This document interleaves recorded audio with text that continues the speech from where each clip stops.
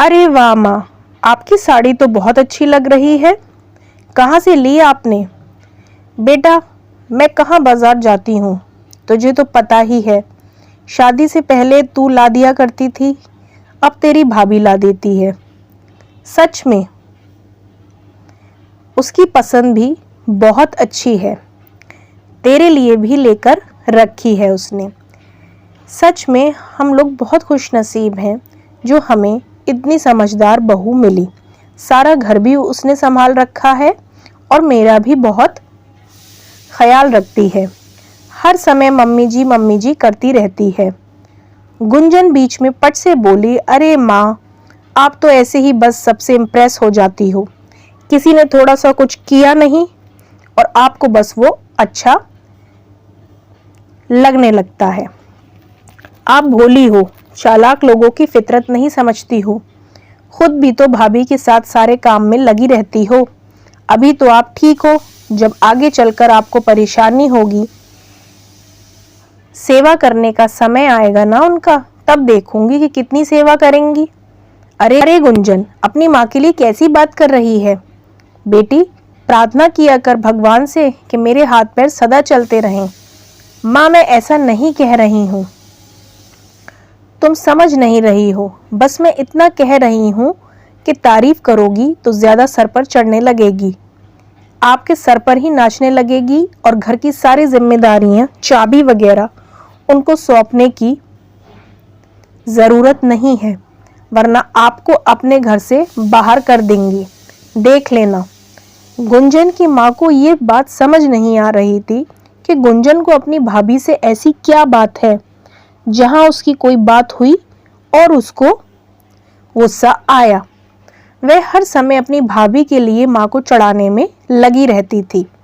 कुछ दिन बाद गुंजन की माँ ने गुंजन से उसकी भाभी की बुराइयां करना शुरू कर दिया। फोन पर वह उसको बताती थी कि अब वो मेरा बिल्कुल ध्यान नहीं रखती है, ना ही मुझे खाने को देती है, ना ही मेरे कपड़े धोती है। अब ये सारा कुछ सुनकर गुंजन बोली, देखा ना माँ, मैं तो तुमसे कहती ही थी कि वो सिर्फ शुरू कर दिखावा कर रही है।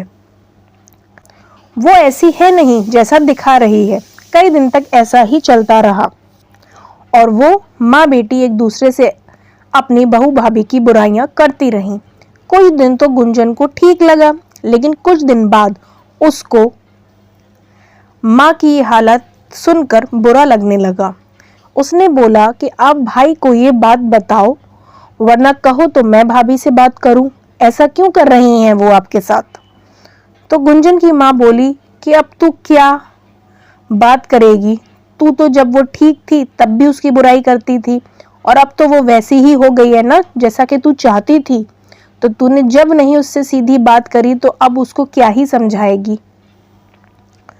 माँ की इस बात के आगे अब गुंजन क्या ही बोलती। जब काफी दिन बीत गए, सुनते सुनते पानी सर से ऊपर हो गया, तो गुंजन सीधे अपने मायके पहुंच गई।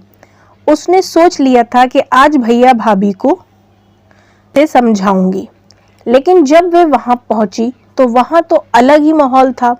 वहां पर दोनों सास बहू आराम से बात कर रही थीं बैठकर, और भाभी पूछ रही थी माँ से कि माँ, खाने में आज क्या बनाऊं? गुंजन ये सब देखकर चौंक गई। थोड़ी देर बाद गुंजन की माँ की नजर गुंजन पर पड़ी तो वह गुंजन को देखकर हल्का सा मुस्कुराने लगी। फिर गुंजन की भाभी ने भी उसको देखा और आवाज दी, दीदी आप आइए, बहुत दिन बाद आई हैं, बैठिए, मैं आपके लिए अभी चाय पकौड़े लेकर आती हूँ। गुंजन की माँ गुंजन से बोली, बेटा तू मेरा हाल पूछने आई है ना? तुझे मेरी चिंता थी ना? तो तू खुद बता कि जब तेरी भाभी मेरा इतना ख्याल करती है तब तुझे इतना बुरा क्यों लग रहा था? तब तू क्यों उसकी बुराइयां कर रही थी, जबकि तू जानती है असल में भाभी ऐसी नहीं है। तुझे तो खुश होना चाहिए कि तुझे ऐसी भाभी मिली है। गुंजन बोली, ऐसा नहीं है माँ, बस मुझे लगता था कि मेरे जाने के बाद तुम्हें मेरी कमी महसूस होगी, मुझे याद करोगी, पर फिर मुझे ऐसा लगने लगा भाभी तुम्हारे इतने आगे पीछे लग गई कि उन्होंने मेरी जगह ले ली और तुम्हें मेरी कमी कभी महसूस ही नहीं होने दी, तो मुझे उनसे एक तरह की जलन होने लगी कि उनकी वजह से मेरी माँ मुझे भूल गई, जबकि मुझे ये सोचना चाहिए था कि अच्छी बात है कि मेरी माँ को मेरी कमी ना महसूस हो। मेरी भाभी इतनी अच्छी है, बेटी जैसी हो, उसी से तो मेरा मायका हमेशा आबाद रहेगा। ये बात मेरे अब जाकर समझ आई है माँ, मुझे माफ़ कर दो। जाते समय गुंजन पहली बार अपनी भाभी से स्नेहपूर्ण गले मिलकर गई और अपनी भाभी से कह गई कि भाभी हमेशा ऐसी ही रहना। भाभी भी ननंद के प्रेमपूर्ण स्पर्श से भाव विभोर हो गई। आशा करती हूँ कहानी अच्छी लगी तो प्लीज़ लाइक करें, चैनल को प्लीज़ सब्सक्राइब करें और औरों से शेयर करें। मिलते हैं फिर किसी और अच्छी कहानी के साथ, तब तक के लिए धन्यवाद।